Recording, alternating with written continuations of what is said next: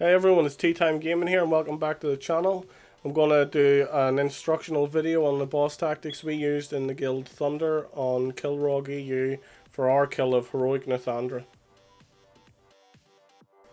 Just a quick cover of the trash. You want to be careful about pulling these because they do significant AoE damage.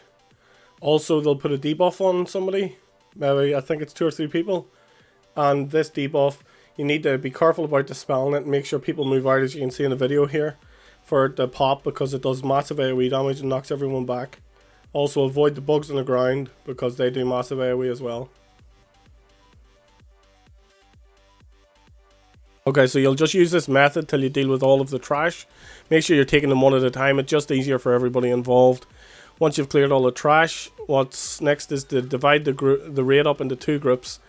For ease of understanding for everybody involved, we chose to go evens and odds, and then you send odds to one side and evens to the opposite side that you're sending odd. So that's what we're going to do now.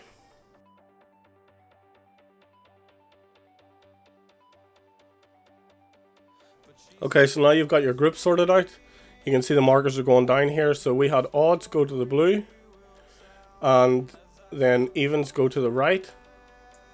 And everyone knows left side's the best, so that's where I went.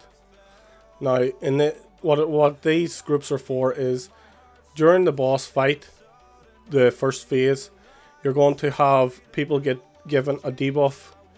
Now, when they have this debuff, I think it's called Rot, they have to move away from the group as fast as possible to the edge of the wall here that you can see.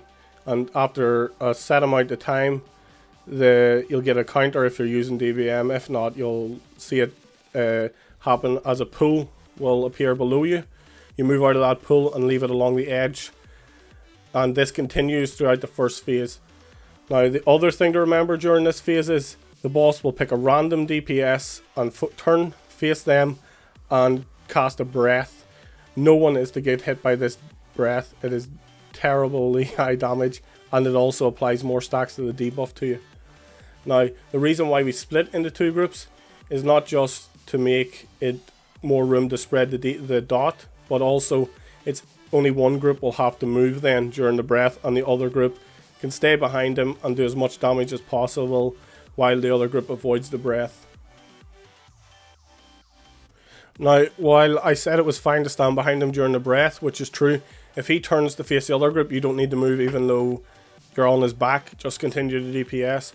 But during this phase, where he's not breathing breath and he's attacking the tanks, make sure that nobody is behind the boss because there is a tail swipe. And you don't need that to be happening because healers are going to start to have a heavy enough job with the dot stacking without having to deal with people that are getting whacked by the tail. So don't be behind him during this phase where he's facing towards your tank. Okay, now as far as tanking goes, you'll have 2 tanks for this fight. They'll engage and pull the boss. One of the tanks will be selected for the volatile debuff. Whichever tank this is needs to drop back as far away from the raid as possible to drop this debuff. We had them drop it on either side of the entrance, but not in the center of the entrance, as we use that as our clear area for phase 2, which I'll cover later.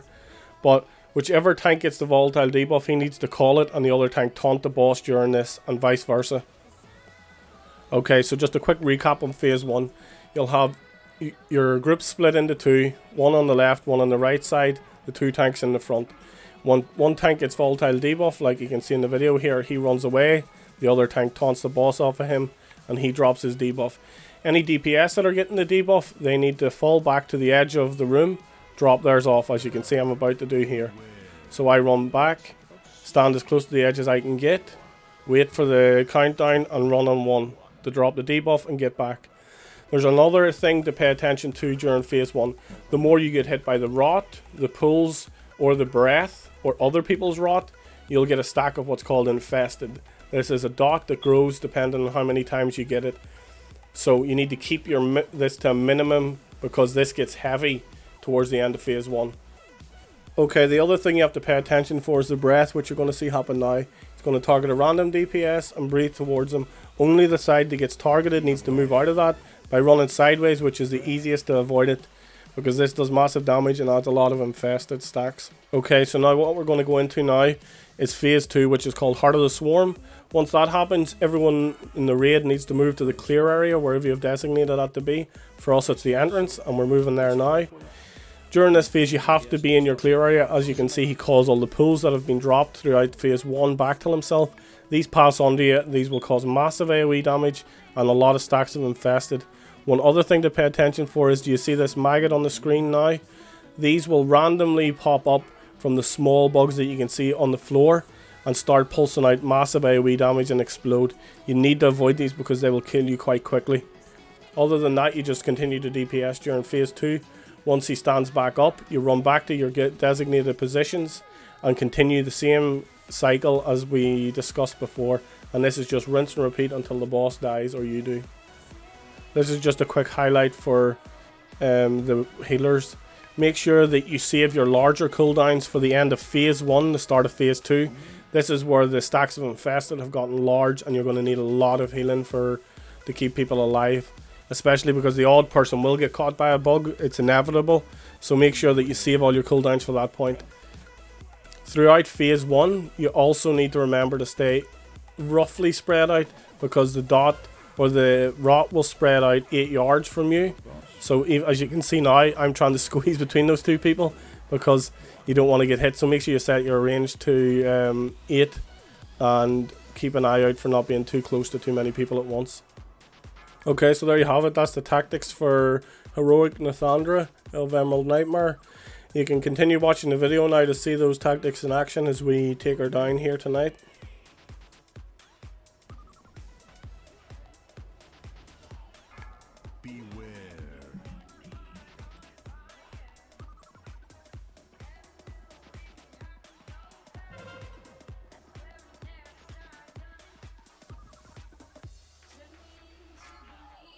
Heart of the Swarm. There I am. Watch out for the big bugs. Quite a few near us. Few pools right behind us. Those.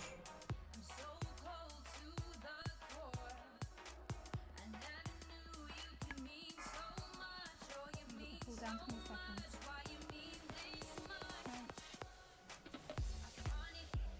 You can tell them if you want me to use mine.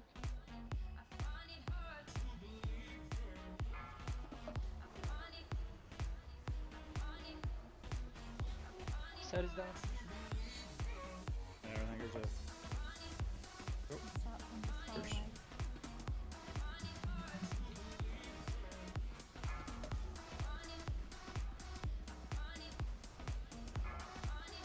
Got the boss.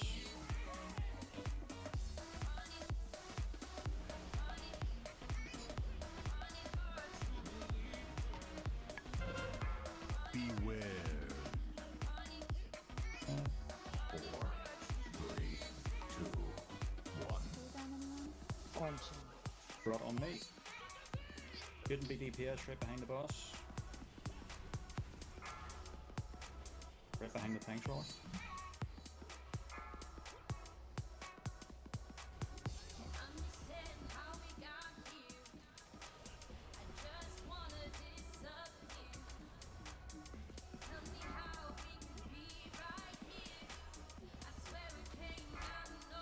Got the boss. Beware.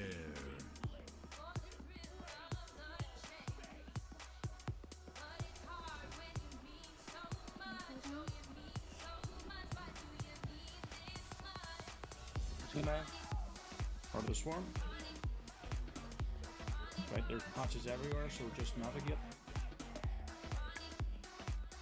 For bugs.